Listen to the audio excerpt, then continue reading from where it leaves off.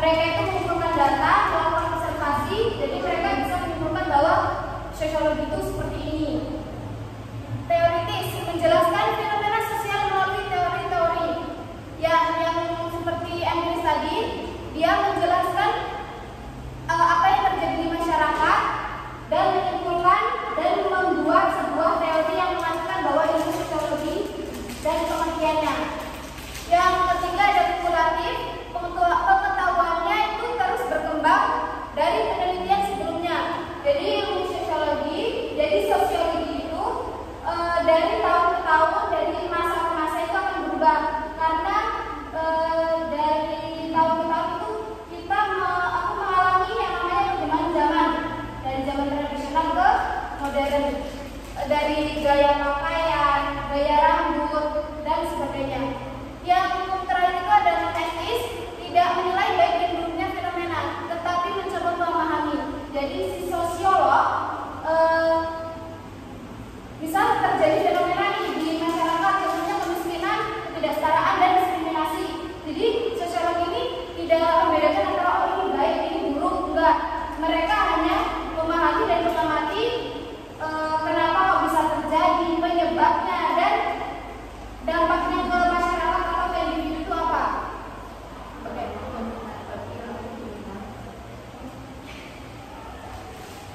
Ini ada pokok bahasan dari beberapa tokoh. Yang pertama itu ada Emile Durkheim. Pokok bahasannya itu tentang faktor-faktor sosial. Yang kedua itu menurut Max Weber.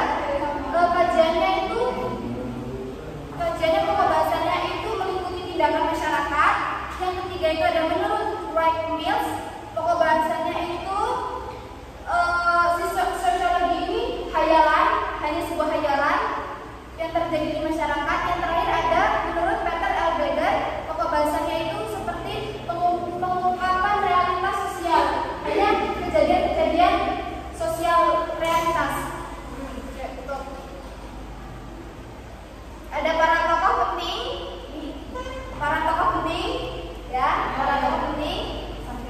Emile Durkheim, Max Weber, Wright Mills, Peter L. Beger, Auguste Comte, dan Karl Marx. Ya.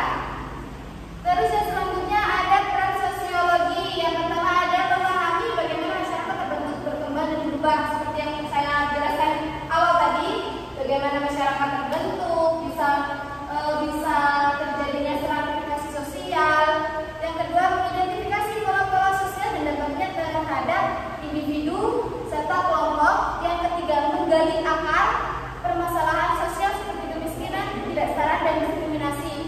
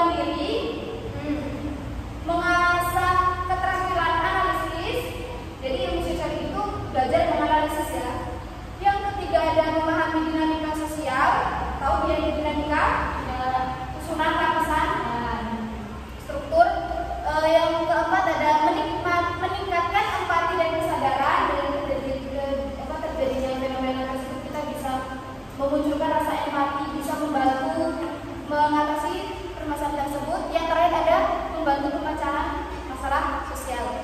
Oke, udah? Udah?